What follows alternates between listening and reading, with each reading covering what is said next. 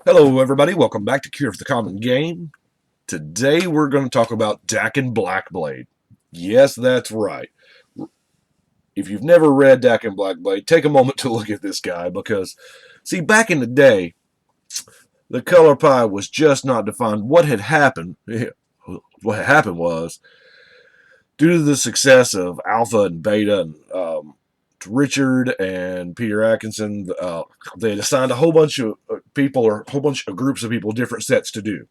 And the group that did the set Legends did the set Legends based off of characters in their D&D game. Now, when we read Dakkon Blackblade, you think, oh my god, where's the green? This guy should be green.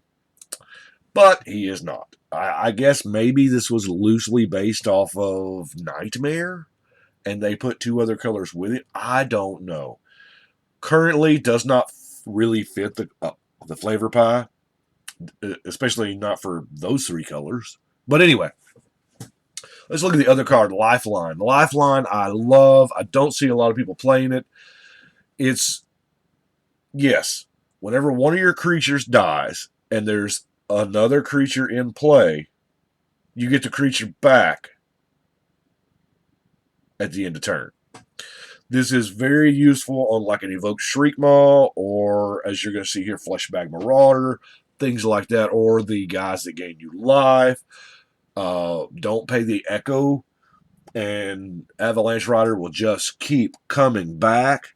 It's beautiful. It's a beautiful thing. Anyway, I wanted to touch on that. So, kind of what I did with Dakkon Blackblade is said, you know what? Let's just let's gain some life. That's what I want to do. Just want to gain some life. And because we are gaining life, that's right, the Archive. Ivory Tower. As you can see, just lots of crazy, crazy life gain. The reason why is because I love to play with Sarah Avatar. That's right, I do. Sarah Avatar is a great card. And I also like to play with the shotgun. I mean, pay 50, deal 50? Come on, who doesn't want to do that? And since you are, at some disposable life there, you can spend some of it. Vampire Nighthawk is so above the curve, I'm not exactly sure how they justify still keep printing this guy. The first time I understand, yes, because, they push things and they make mistakes, and that's how we get shit like Tarmogoyf and whatever. But Vampire Nighthawk, wow. We do have a lot of stuff to just keep us alive, maybe some card draw. Now, tomorrow, I don't know if y'all watched the tomorrow deck list, or hell, have I even done it? I don't know. Anyway, this guy is amazing. The ability to replace your draw with a Sylvan Library effect is amazing. Now, we're obviously going to be, enchanting our general probably because, old Dakkon here needs all the help he can get. Draw card, draw two instead. So each time, oh man, it's so good, so good. Face Fetters. Teferi's Moat. I use this quite a bit, and it is not as effective as you want it to be, but it is some kind of defense. And I don't really, there's Fated Retribution and Infest and all that jazz, but Martial Coup, of course, we run Diabolic Tutor because we can. Debt to the Deathless. Congregate is one of those weird cards where that was the first time they did the ability. This was way, way back. I think this may also be Urza block because, almost all the broken cards came out of that block. This can get ridiculous in a hurry. It really, really can. I've seen white-green players who just love the Windmore concept of Stormherd, congregate, regrow storm herd again, and it's dumb. But anyway, this is, you just about have to look at this as a 4-mana instant that gains you 10 life. Because I have never cast this card and gained less than 10 life in an EDH game. It's amazing. And I love that this is the original art. Of course, the black enchantments, polluted bonds, because, you know, their land should hurt them. And when I gain life, somebody should lose life. And then they shouldn't be able to gain life. Now, of course, we got some staples like Brainstorm and Disenchant.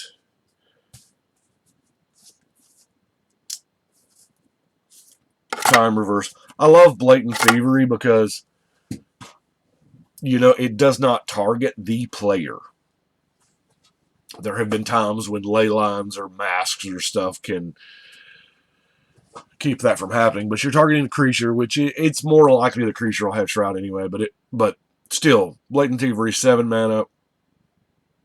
This is just about a triple control magic, because most games you're not going to sit down to play unless you got 4 people or more. The more players you get, the better it gets. Now, okay, here's the real reason for all the life gain. That's right, that is a Zur's Weirding. Once you've got a life gain mechanic on the board that is dependable enough, that is, you can throw out the Weirding, and you'd be surprised how many people are cool with this.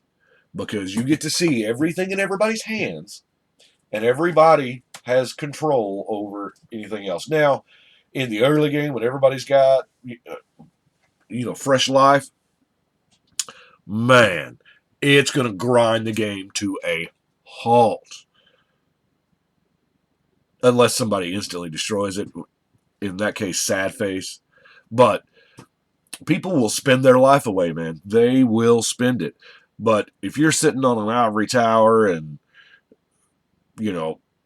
all kinds of other crap, you're in a pretty good position. Because you can actually just play it and only pay the 2 life for stuff that will destroy it. That's it. Now, some hardcore Zur's Weirding decks use Teferi's Puzzle Box to get rid of what they may already have in their hand, which is a really good idea, but I didn't have an extra puzzle box, so it's a great card, and that's one of those cards that not a lot of people play with, not a lot of people see coming, and it's beautiful, man. Of course, here's some more board wipes. Now, Plea for Guidance, because Idyllic Tutor is just too expensive. But guess what isn't? Clutch of the Undercity. This is what we call a demonic tutor for Zur's Weirding. It costs 3, and you go get Zur's Weirding, or Diabolic Tutor, or, any other 4-mana spell that you want. But let's face it, I'm probably never, ever, ever going to cast it. Impulse. That's right. You are seeing me with a cancel in an EDH deck that is not based around countering spells. This is the one counter in the deck just because once you get your Zur's Weirding out there, I don't want shit to happen to it. So that's why. Now, Stroke. A lot of times they'll leave the Weirding in play and they'll just shoot down your life gain. So that's what Argivian Find is in there for. Fleshbag, somehow that got out of order, but open the vault. Here again, it gets back your stuff. That gets back all the things that you want, your artifacts and your enchantments. Obsidian's Aid. Honestly, it's in here because it's a regrowth to play. And it says permanent. So, Righteous Confluence. It does have a life gain option that is not just life gain. Yeah, you can spend 5 mana and gain 15 life if and you just want to, but you can also get rid of pesky enchantments. Windfall's just card draw, same as Day's Undoing. Now, this is a one-shot deal for when you get your Zer's Weirding out. And really, that's all you really need is a one-shot. Because once you get that, you can pretty well control what's in everybody's hand. Now, resolving a Zer's Weirding and a Day's Undoing, I guess you'd call it a weird undoing, that takes some time. Because you got to go one at a time, and they're going to draw 7. They have to draw them one at a time, and then you got to go in turn order around the table, see if who wants to pay the 2, and yeah. But last creature I want to talk about is Thief of Blood. This is a real card now. Thief of Blood is just, he is a 6 mana 1/1. That's probably never going to be a 1/1 because you're not casting him if you can't kill planeswalkers or pop off your Dark Depths. I mean, it's not doing it. This guy's a monster against green decks. I have had, while I've been playing Super Friends, and here I am sitting over there just playing all these planeswalkers with this doubling season. I can't believe people are not, doing anything about it, and they're just letting me go. And I'm about 2 turns from winning, and somebody Thief of Blood. Yeah, it's good. Of course, I have the usual complement of mana ramp to go in the deck, and an elixir of immortality. That's what I've got for Mr. Blackblade. I like him. He is a flavor of the past. He's one of those legends that, I mean, this guy looks badass. Does he not? Does this guy just not look badass? And I like that they kept the story alive where Corlash is the heir to the Blackblade. That's kind of cool. Even though the Corlash ability is not particularly conducive to EDH. But anyway, I do appreciate y'all watching. Thank you for liking and sharing and subscribing. It means a lot to me. Y'all let me know what you think. And right now, I mean, I can't wait for Amonkhet. I don't know about y'all, but from what I'm seeing, the gods look pretty cool. All of them look outstanding. The green one does seem a little above the curve, but appreciate you watching. But right now, it's time to shuffle and cut.